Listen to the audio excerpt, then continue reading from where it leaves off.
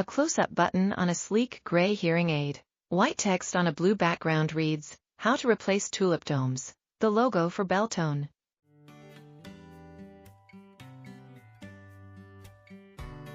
A hearing aid and replacement tulip dome lie on a dark surface. A person picks up the hearing aid and removes the tulip dome.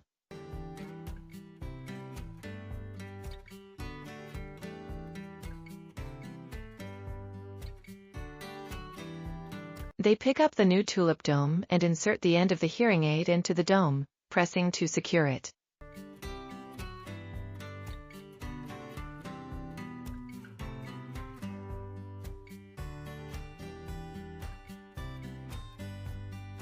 They pull back a flap of the new tulip dome to show the connection where the hearing aid has been inserted, then set down the hearing aid and new dome on the surface.